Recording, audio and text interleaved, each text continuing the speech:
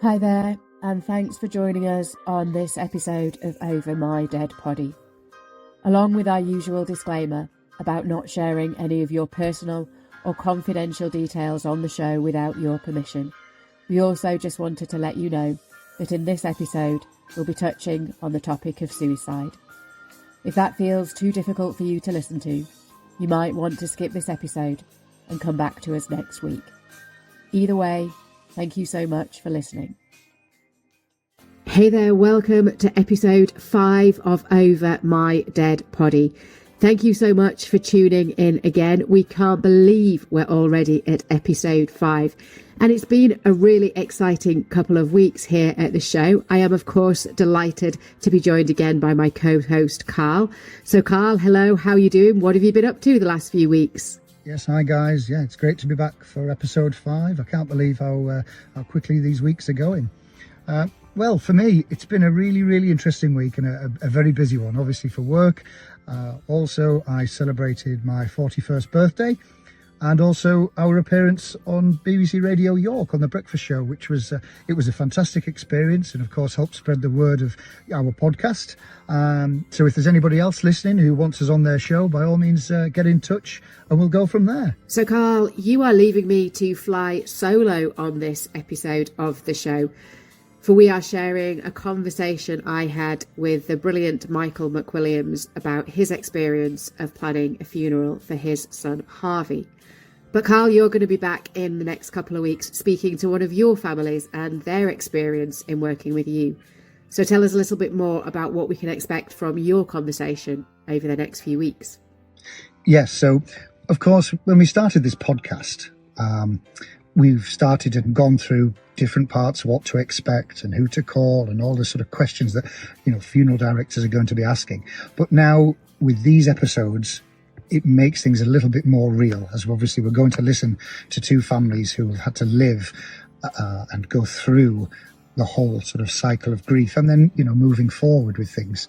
So I'm very lucky and very privileged to have Chris Power come and sit with me and talk about her experiences of the sad passing of Anthony Power. So Tiny was an army veteran, former president of the Richmond Round Table, and obviously a local Richmond legend. Everybody knew him. And he died, sadly, back in 2023. And it was a huge shock, completely out of the blue. And Chris is going to come on. We're going to start right from the beginning, right obviously through to the end of the funeral experience, but then beyond that of what's happened and going forward. There's been some charity dinners. They've raised, quite, several £1,000s for some defibrillators that came into Richmond and are in and around the town. So the episode with Chris will be an in-depth, detailed chat. A difficult one for us both, really, because I was very close to Tiny myself. He was a family friend. We've known him for many years. We used to go to Old Trafford together to watch the football. And funny enough, he used to dress up as Santa Claus for the Richmond Round Table, where I used to help out. So, it's going to be a difficult episode for us both, but one I'm really looking forward to sharing with you. So, as you said, I shall leave you to fly solo on this one. And, of course, I'll be back next week. So for me personally, I am delighted to have on the show Michael McWilliams. So Michael, welcome to the show. Hello, Nichola. Thanks for having us on. Nice to see you again. Nice to see you. And we first met way back in 2022. And although we are recording this in North Yorkshire, you probably picked up that Michael has something of a southeast accent. So you are not a Darlington native, but this is where you were living with your wife Kelly and your 2 boys. Yes, I'm originally from Bethnal Green, which is in East London. I moved up. I met Kelly in London, but we moved up, I think, roughly, could be about 28 years ago now, I think, as well. So I met Kelly while she was studying while I was doing pharmacy, but we decided to move up north and, just settled here. Apart from visiting family now and again, this is my new hometown. This was home. Yeah. So, Michael, one of the first things I wanted to ask you about was just to tell me all about Harvey back in the summer of 2021. Who was he? What was happening in his life? Tell me about your beautiful boy. So back in the summer of 2021, Harvey, he was just getting ready to go to university that year after completing his successful trials at Darlington Football Club. the club he was scouted for, so he was really, really pleased for that, to get the opportunity to play for his local club. But just importantly, he got the right education to go get into Exeter University down in Devon to become a sports doctor, in which he continues football as well. So Harvey, he's having a great summer before he went down there. And the good thing about Harvey, he was funny. He was really funny, and not just to me and his family, but his friends. They will tell you stories of things. But he was funny, always joyous. Caring, and he was kind.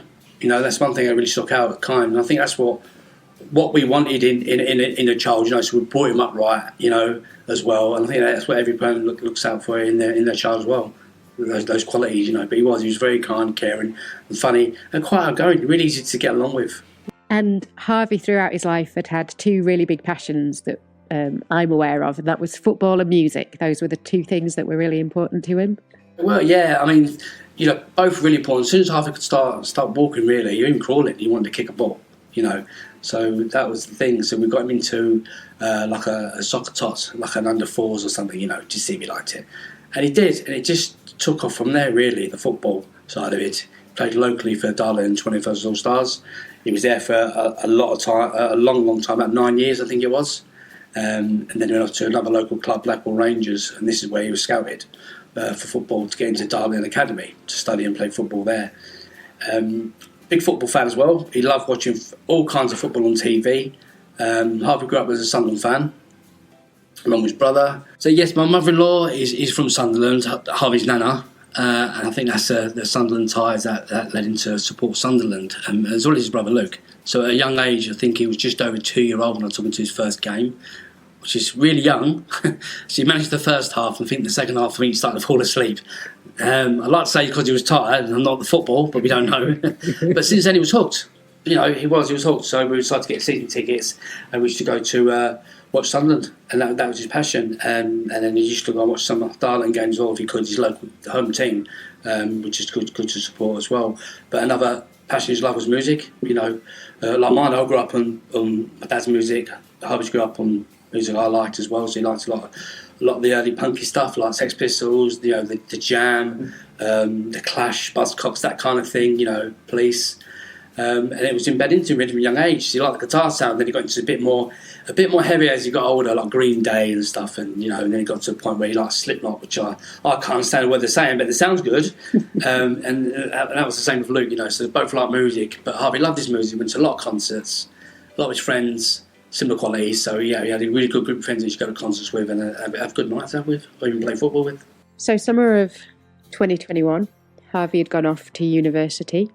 He was loving his football, loving his music, done really well at college, earned his place at uni, fallen in love during that first term. You'd been down to see him a few times. And he came back excitedly for Christmas in December 2021. And then the world changed. So tell us a little bit, in your own words, about the circumstances that led to you losing Harvey. Yeah, so that Christmas, Harvey was really looking forward to coming home. I think it's more because he was away for a long time than normal, being at uni. So it's going to be, his best Christmas ever, that he would say, and looking forward to seeing his nan and us and things. So I was really looking forward to it. When Harvey came home, what I need to say is that Harvey wasn't mentally ill. Because when you hear someone passing, whether it's through, suicide, people think that they're ill. But Harvey wasn't mentally ill. Harvey, what we could call, was probably a victim of domestic bullying, domestic abuse. Not directly at him, but to get to Harvey would be to go through his other loved ones, should we say? And a lot of things are happening over time that would affect Harvey's health. So on December the 21st, certain events happened, which basically sort of pushed him into a corner, really, that he couldn't really get out of, which led him to do what he did. That's why he's not here with us today. And I think the phrase you've used a few times, I think, in the media is that circumstances collided and Harvey was frightened. He was, yeah. And I think that's he's had a panic. Basically, he's panicked. He's had a panic attack, and I suppose that's the mental health side of it. He's had that slight panic and did what he did. That impulsive, decision. Instead of going one way, he's gone the other way as well. So yeah, he was really frightened. So like I say, he pushed into a corner on that day to do what he did. So people will be feeling probably shocked about how honest we're being on the podcast and how open you are. But this was all part of the show. The purpose of the show was to try and bring real people stories to help other families. So when I came and knocked on your door in early January 2022, you'd had a few weeks of absolute torment, having lost your gorgeous, gorgeous boy, and never thought you'd be in a position where you'd have to start planning a funeral for your child. How on earth do you start to even think about the kind of service that you put together? What were your initial thoughts, if any? Can you remember any of that? Yeah, well, now I can. Obviously, in the moment, it's all sort of fuzzy and shock, isn't it? I think at the time, but it's something that you have to prepare. You have to do it. But at first, it was like, no, I can't think of anything, because it was just a big shock. I think with the sadness and the range of emotions that were involved at the time, it was really hard to think of anything to plan his funeral. But with the help of people like yourselves, and family, and to give us an idea of what we'd like, or what theme, what he's into, what can we add to it. We wanted it to be obviously personalised to him. I wanted it to be different, because there is a lot of traditional funerals out there, which, don't get me wrong, it's what people want, it's great, but we want something a little bit different. And with Harvey being a big football fan and a music fan, and we managed to create something that was really, really special, really personalised, which is being talked to still about today by people, how amazing the send-off that it got. Because we wanted the thing to be, like I say, football, so the dress code, optional, there's no pressure to do this, of course, but to wear a football strip, which I had with his name on the back and his age, 18. Harvey was 18 when he left us. People come in different football shirts. His former football teams turned up in their kits, so it was nice to see a lot of mix. Some of his favourite songs were played as well at the same time. And I know you got help from Sunderland Football Club as well, so we could use their programme front and font, so we could his order service. Yep, his order service. The order service was different to what I've ever seen before, because it was like a mini football programme. Yeah. And it was brilliant. It was great to see, and had all his friends in their comments. It was just laid out like a football match, and it was very Harvey. It just was very Harvey, and it was nice. He got a really good send off, and like I say, some of the music that was played, some of his favourite songs.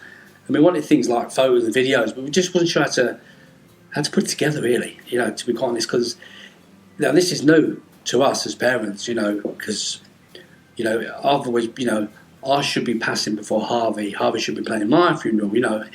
Who prepares to plan for the son's 18th funeral? So I'm like, so did you have any idea of what you want in your funeral? Like you said, I'm like, well, no, to be honest, because I don't know. He's 18, I've lost my son, I'm just in shock. I don't know what to do. I don't want to do anything. I'm in denial. He's going to come in the door in a minute. That was my sort of initial thought. He's going to come back any moment as well. So yeah, a lot went into that funeral, and he got the greatest send off that he wanted. And I think that's one of the things where absolutely is, as you say, no parent is going to ever think about, I'm going to have to plan my 18-year-old son's funeral. And hopefully that's where, as a celebrants, as the funeral director that you worked with, that you used, will just help you very slowly talk through some of the ideas and some of the things that we could put together. And what I got from you straight away was, we want football and we want music, and we want it to feel like Harvey's service. We don't want hymns. We don't want any religion. We don't want it to feel like it's just cut and pasted from somebody else's service. And I think also, as I recall, we draped some of Harvey's old football shirts around his coffin so that they were on display during his service, didn't we? They were, yeah. Some of the kits were the teams that he played for. So his local teams, and a kit from Exeter was sent up, his favourite football team, that kind of thing. That was all draped over his coffin. And I thought that was nice as well. So like you say, adding to that football aspect of the funeral service in itself, yeah. Yeah, and I think one of the things you alluded to, just in case people didn't quite catch it, was his whole order of service sheet, which people often think is just 4 pages of paper with a photograph on the front, photograph on the back. We got in touch with Sunderland Football Club, who, if there is anybody listening, you were absolutely brilliant. Thank you so much for your support. Gave us the artwork for their programme. We managed to, through our printers, get that converted into looking like the order of service sheet. We had team talk, I think, from some of his friends, and dropped in lots of their comments and things that they loved. Kind of had a track list of his favourite songs. So pulling all of those elements together so it looked like a match day programme. So but one of the things that was hugely inspiring is that you got up to talk at Harvey's funeral. And I bet, can you even remember what you said on that day? To be honest, no, I can't. I really can't. I can't remember at all. Unless I watch it back, of course. But yeah, I can't remember. I remember little bits of it, but I won't say the full thing. But it was nice to get up and and tell people, not that I really knew, what Harvey was like, and what he was like as a child, and me being his dad and growing up and doing things that we did, as well. So it was nice, but it was a lot of people there. There were a huge amount of people there. And the crematorium we had it at was having some building work done at the time. We could only use one of their smaller facilities. We absolutely crammed people in. There were loads of people outside. I think we might have broken a few rules and had a shot of Jack Daniels as everybody left the chapel, did we? At the end, I think we made sure that, yeah. Well, rules to be broken, didn't they? Well, certain ones anyway. But yes, we had a little whiskey, Harvey's favourite tipple, to send him off, which was nice, yeah. Yeah. And I think what I did like as well was his memory cards that I think we had as well. Because it's hard for people, Harvey's friends, and anybody to come up to us to speak about Harvey. It's quite challenging for people, So he had his memory cards where they could write memories of Harvey down and put them in a box. And we'll go through them weeks later, when we're ready to look at them. And some are really good from his friends. They're really funny. There's some that I'm not even going to repeat on here. There's a good collection of them. I don't even think we've looked at them all yet, because there is a lot as well. So that was a really good idea, I think, to put in as well. And again, the video as well, like you say at the end, which was it's got all emotion in it. He was really funny, Harvey. And the video at the end, when dancing in his room, was really funny as well. And those producer Steve over in the corner did those videos, and we'd seen them hundreds of times in putting the videos together. And even on the day, I still laughed and cried at those videos, having seen them 50, 60 times before as we were editing them, and they really bring someone's personality. And then I think back when you had your reception, you had even more photographs there at, was it Blackwell Meadows? That's right, yeah. Blackwell Meadows, yeah. The home of Darling, yeah. We had more there on the night as well, which was on the loop, which was nice for people that were coming and going as well, so they could go and get to see and stuff. Yeah, it was nice. It was a really, really, really, it was a nice day. The best, best thing that you can give him is what you want to do, but it was different. It was tailored to Harvey, it was personalised, it's what we wanted, and like I say, the order service was different, not so much as traditional, and that's what we wanted. And I think as well, because Harvey was so young, because his friends were all so young, what we didn't want for them is to be scared by being at a funeral, to feel like it was something really formal and really something that was frightening in any way, because it was probably their first funeral for a lot of his friends. And actually, if we can help them feel that it was a celebration of his life, there was nothing anybody wanted more than to have Harvey there on that day. That's all anybody wanted. But we couldn't do that. So actually what we could do is just celebrate that kindness that came out time and time again from his friends. So we talked about his kindness and how good he'd been to other people. And we were just chatting. One of the things that Harvey always did as he was growing up is that he would pass his football boots on to other people when he'd finished playing with them. And actually, we want to talk on this podcast as well about how good can come from grief. So tell me about how that whole tradition of Harvey passing on his boots has now led to something much, much bigger. Yes, from Harvey, from a very early age, up until he passed, he would often give away his football boots if he outsized them, if he's finished with them, pass them on to somebody who was a little less fortunate, shall we say. Because that was Harvey, kindness again, he was always kind. So after Harvey's passing, Luke had a bit of an idea. He wanted to do something in Harvey's name, like an event or a group or something, So we've got a few people together, and we decided to do this boot thing that originally called it. And we've now created a charity based in Darlington called the Harvey McWilliams Foundation in memory of Harvey. And what we do at the charity is carrying on Harvey's legacy of lending football boots out to children, young adults, because Harvey's always believed football should be for everybody, not just those who can afford it. Race, age, gender, that thing. Football should be for everybody. And the cost of living is tough for a lot of people. So if we can help in any way that child access football, then we can buy them fair football boots, because they are really expensive. And a lot of children these days want the best ones, and they are really a lot of money. And I'd rather parents keep that money to spend it on, food, electric, etc. So they come and see us for a pair of boots, and then they bring them back when they outsize them, and we give them some more. But also we get kit given. So whether it's socks, shin pads, short shirts and things, and we give that out to kids as well. And it's nice when you see them leave and they're all jumping around with the new boots or the new shirt, whichever team it is, and looking, thinking, well, that's Harvey still helping, that's his legacy. And it gives me, it's a shot of comfort, I think, really, in the chest, to know that he's still helping and we can make a difference to someone out there, but we're changing communities now, we're helping a lot of people. I think we've helped over 1,700 children, young adults, since the charity was launched, and now we've actually got a base in Darlington. It just looks like a sports shop, really. And the good thing about it is it's free. It's all free. It's a charity, which is some details, but it's all free. People can donate if they want. There's no pressure to, of course, but it's all free. The only thing we do sell is merchandise and stuff like that, but the actual service in itself is free. And we've helped, like I say, people from as far up as Gateshead down to near York, Thurskin, York, but the main area is Darlington, County Durham. We do help. We're doing wonders. It's such an incredible legacy in Harvey's name, carrying on everything he believed about football being accessible to everybody. And so where do you get the boots from that you lend out? Are they donated from football teams or from individuals, or how does it work? They come from anywhere, to be honest. We want them from anybody, whether it's your next door neighbour or if it's your local team, Darlington, Middlesbrough. We have had them from local teams. We've had Newcastle donating boots, Sunderland donating boots and kit, Middlesbrough, a few of the local grassroots teams, schools, your next door neighbour. So they come from everywhere, really. And as a charity, we check them to make sure they're fit for purpose. Excuse me, and then they make sure they're clean, and then they just go on the shop ready to go out. But we also get sports shops donating equipment that they don't need anymore as well. So a lot of stuff we do get is new. It's not all used, but if it is used, it is good as new, because it has to be right to go out. So we get them from all over, and we're always putting a shout out. If anybody's got any boots they don't need anymore, outgrown them. And if football clubs could do a boot collection day, get in touch, and things. So, because we always need boots, we always need equipment, whether it's boots, shin pads, etc.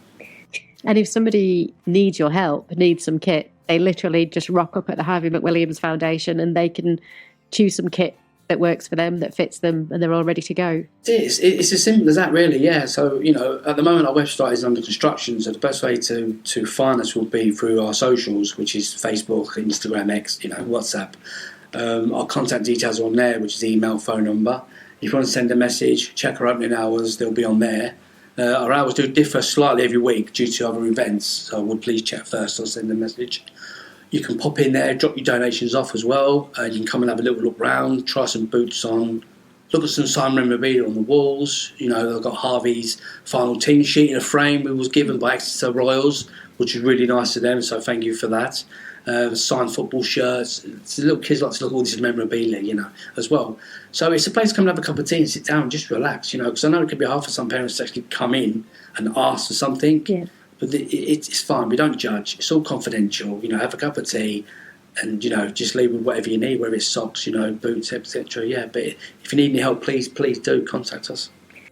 And I think it's just incredibly inspiring that from that pain and that heartbreak that you had at losing Harvey, that something so positive has come out of it. And going back to Harvey's funeral, do you feel like being able to really craft a service that was all about him, that with the elements that were important to him, did that give you a more positive start to kind of be able to do some of these things, to be able to start to move forward a little bit, having known you'd done your very best for him and putting the service together?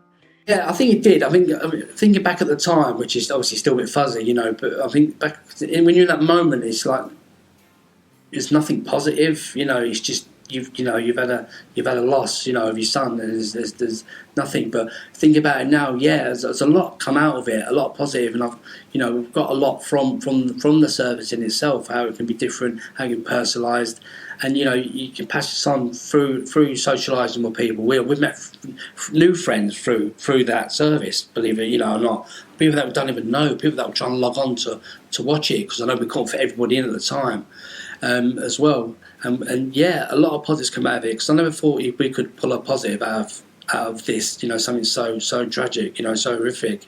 But for Luke to come up with an idea, and then us to come together to do this, it's great. It's good that we can do that, and it's something that Harvey did, like I say, and it's something that he probably would have done in the future, I think, because he was, like I say, he was that tornado of joy to be around, that my wife mentions, and he was, and he was just kind. He was just kind, and I think with us doing that, we're being kind, and we just continue, like I say, what we did.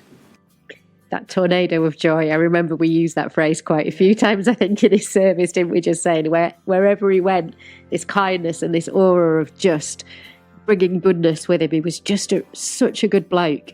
Everybody said that. All the testimonials we got, all the quotes we got about him. It was just beautiful to hear some of that on the day. See his smile now, from ear to ear, a bit like a Joker. He's always smiling. There's a lot of negative stuff out there, but you see through that. He was always positive, and always giving this kindness, like you say, or checking in on people, but he was always happy. That was just Harvey. Yeah, and one of the things I really remember about that day of his service, so early 2022, it was kind of quite a cold winter's day, and all these young people there who just looked so frightened at the start of the service, when I just remember standing at the front of the chapel and looking up to see these youngsters just looking terrified. But the moments of joy that we brought to that service, the times that they laughed, the times that they smiled, the times that they came and gave you a big hug at the end of the service, all of those emotions shared, just hopefully for all of them, it didn't feel like it was packed with sadness. That tornado of joy, Harvey was still there. And that was great. That was great to see, and great to feel, when people come up to you as well, because, we want people to come up and see us, and they still come and see us now as well, But like I say, everybody said what it was, as much as it was a sad day, he got the best send-off. I think somebody who was sitting next to me and my wife, I can't remember who it was, but they're referring to the celebrant, to yourself, saying, I'm having her for mine. I was like, okay, get booked in then. So it was, there was a bit of humour in there as well at the same time, but it was, he got the send-off that he wanted, and that's it. And it has, like I say, has helped us move forward a lot. It sort of gives you that, I can't remember the word, it's acceptance. Yeah. He's not coming back, because now we've had that and things, although I do sometimes wish he would walk through the door, but we know that's not going to happen. It's just trying to maintain what going on now with Luke and as a family, and things that we're trying to do with the charity and Kelly's business and things, and yeah. And I think for youngsters who were made up a lot of the congregation at Harvey's funeral, it's very much about showing them it's okay to laugh in the face of death at times, because that first experience for them is so life affirming, and it's like, actually, Kelly and Michael and Luke, they were laughing, and Brendan, they're all laughing. That's okay. We can be sad and laugh on the same day. No. Yeah, I think so. Harvey was funny, so there's no harm in it. There's no harm in it. I mean, we've made some new friends, like I say, and some of these families we've met locally, and some families have been in touch nationwide because they've seen and heard what happened. And they can relate to us, and we can relate to them. So just making new friends that way at the same time. But our door's always open to Harvey's friends, and they do come and see us a lot. They do check in on us as well. We're not a couple hiding behind a curtain all day crying. We have to maintain what happened and get on what we did before Harvey passed away.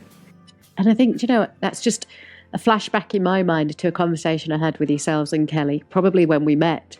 And you were very much saying, we want Harvey's friends to come round. We want them to feel like they can come here and talk about him, and that his memory's still alive in our house. And those funny stories that perhaps we don't even know about, the things that you got up to. Please come and tell us. Please don't be frightened of talking to us. So for anybody listening who finds themselves in a situation where they've lost a friend and isn't sure whether they should go speak to their parents, please do. It helps you to to hear those stories. It helps them, it helps the parents as well. It's nice to get a visit of Harvey's friends, because it's nice to know what they're doing now, because whatever they're doing, that's what Harvey would have been doing. All his friends now have just qualified from university, so he would have been, so it's nice to know they're doing well, because I know he would have been doing well at the same time.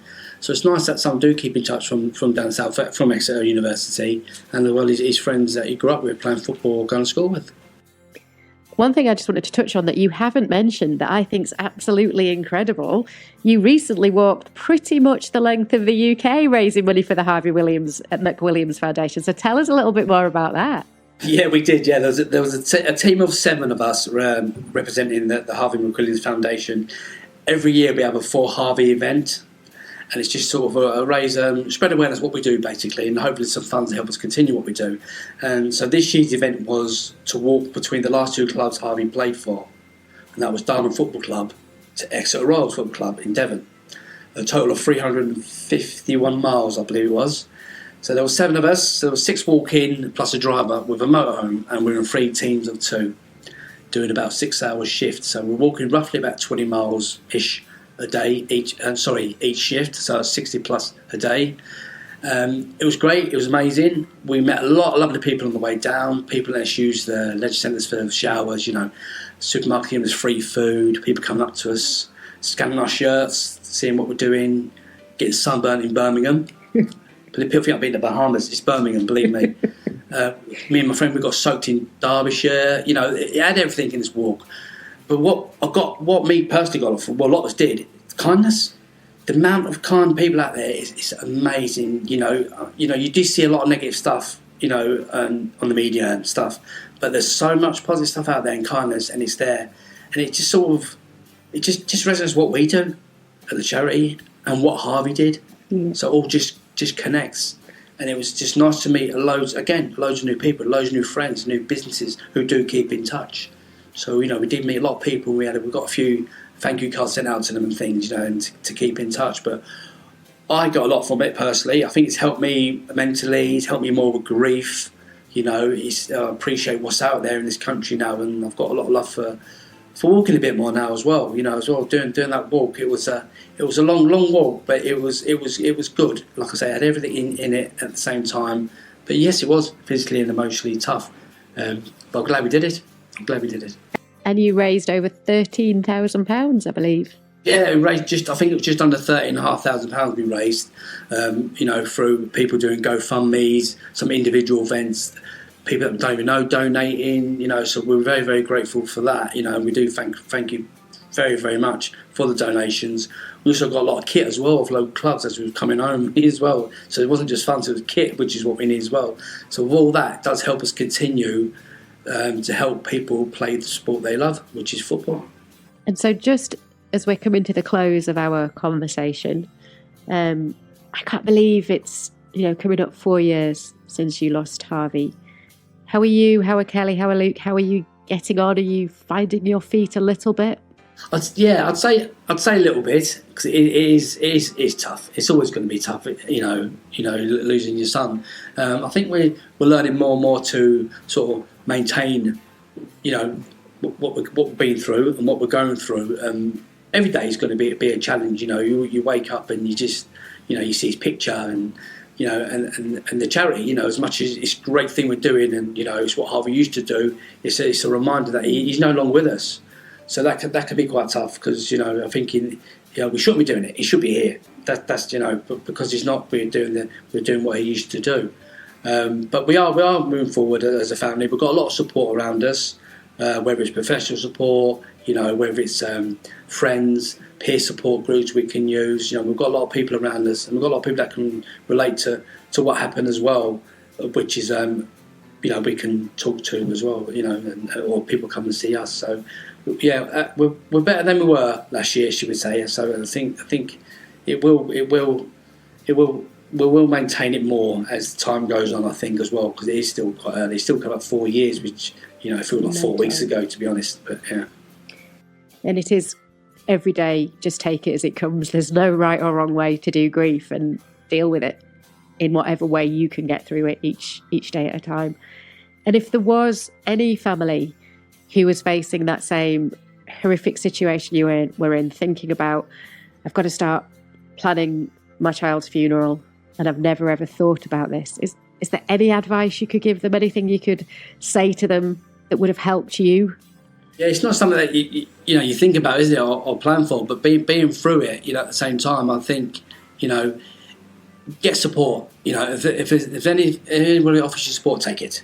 Just take it. You never know what you're going to need, when you're going to need. Everyone has different sets of skills. Use them. We learned that afterwards as well, because it was a bit like, I'll be fine, but you're not fine. Deep down, you're not. Mm-hmm. So you want that support, especially from the community as well, and not just people but anybody. So thank you so much, Michael, for coming on to talk to us. It's the most powerful and inspiring story from the most unimaginable heartbreak. I just think you and Kelly and Luke are absolutely incredible. If anybody does want any more information, it's the Harvey McWilliams Foundation, and you can find the guys on social. They would love for you to donate, or even just a click, a like, a share. All of those things help. You don't have to donate anything, just get the message out there. And please ask for the help that you need. But the one thing I think we all take away from this more than anything, that I'll always remember about Harvey, about Michael, about Kelly and Luke, is just to be kind to yourself, be kind to each other, because that's what Harvey was.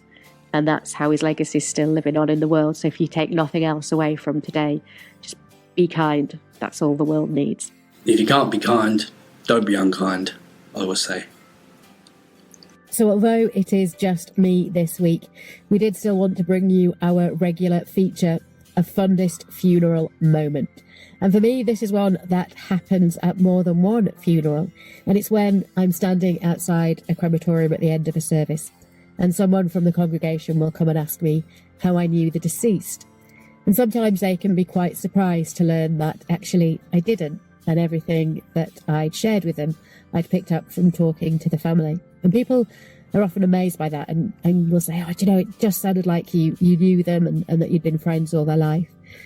And it's such a rewarding moment, not because I think, wow, that makes me a celebrant, but because I know we've done a good job. I know that we've really reflected the colour and the life and the depth that somebody lived. And that's really, really important. We've done the best job we can in paying tribute to who they were, and it really felt like their service. So there is just something massively rewarding and heartwarming when people tell you that it sounded like you knew the person whose life you've just celebrated. So to round off this episode, we come to our question of the week, where this time you've asked, is there any etiquette as to where to sit at a funeral? A question that made me smile because it's one I often talk about with funeral directors. Now, it will depend whether you're going to a church or a crematorium. So for at a church service, it's likely you've arrived ahead of the deceased and their immediate family, and you've probably been shown to your seat by a pallbearer, by a member of the clergy, by somebody else within the church, and everybody is in position for the allotted time, ready for the service to begin. Now, mainly at a crematorium, we'll follow in after the deceased and their loved ones. And there isn't really any etiquette, but we definitely do see some behaviours where people tend to hang back, take a little time to find the perfect seat, not wanting to intrude on anybody else's grief or to elevate their own status within the mourners. But actually what you find is that families are just really, really grateful that you're there, and they're not too bothered about where you sit. The funeral director and the officiant will always have spoken with the family about where they will be sitting and also where their immediate family and loved ones will be sitting. So after that, nobody's really bothered where you sit. But there are some things that could really, really help with the smooth running of a service. As we've said, we are constrained by time in some crematoriums. And actually, if it takes 5 or 10 minutes for everybody to come in, find their seat, sit down, that's 5 or 10 minutes less we've got to talk about the deceased and their life. It's also 5 or 10 minutes where the family are sitting at the front of the crematorium, already anxious, just waiting and waiting for the service to start. And my priority is always that we get it underway as soon as possible, but that's difficult when we have people who are, with the greatest respect, faffing about to find a seat. What we also find occasionally is that we have a couple of rows of family at the front and then a really big gap and more people at the back because they didn't want to intrude. And actually, when a family turn around and see nobody in the rows behind them, that can feel a little bit lonely. And for me as an officiant, same for a minister, it's very difficult to build the intimacy and the power of a service, feeling that we're all together, if we've got that huge, great gap in the middle. It's difficult to make eye contact if everyone's dispersed around the room. And the other thing, my personal favourite, where we see people sit down, then get up again, walk over to a seat where there's an order of service sheet, pick it up and walk back to their seat. Now, we will have placed those order of service sheets where we think the majority of people will sit, or where we would like you to sit, based on many reasons. So actually, one of the biggest things you can do to help us is just sit in a seat where there's an order of service sheet, or at least the seat next to it, and that really, really helps. On those occasions where we think we have a big congregation, it may be that we ask you to take your seats before the deceased arrives at a crematorium. And myself or your minister or pallbearers, the funeral service operatives, they will help show you where to sit, reserving enough seats for the family. So as I say, there's no real etiquette, can't even say it, but there are 3 things you could do that could really, really help us with ensuring we have a powerful and intimate service. The first thing would be to fill up from the front. Please don't hang back. There is nothing worse than a big gap, so please fill up from the front. Please sit on a seat where there's an order of service sheet or next to an order of service sheet as much as you can. And please, whatever you do it as quickly as you possibly can so we can minimise any further distress on the family. So hopefully that helps answer your question, and we can't wait to answer the next one on the next episode. See you then. We hope you found this a really inspiring episode, hearing from Michael about the good that can come from grief. But we know some of our listeners may have been affected by the issues that we've discussed today. So if you're feeling like you need some additional support, please know you can contact the Samaritans at any time by calling 116 123. That's 116 123, and that's free from any phone. You can also contact Man Health, an organisation that I know Michael has taken a huge amount of support from. Their phone number is 01388 320 023. That's Man Health on 01388 320 023. Whilst we're not grief counsellors, if you do feel like you need some signposting for additional support, please feel free to get in touch with us and we can hopefully give you some advice on who to speak to. Again, thank you so much for listening.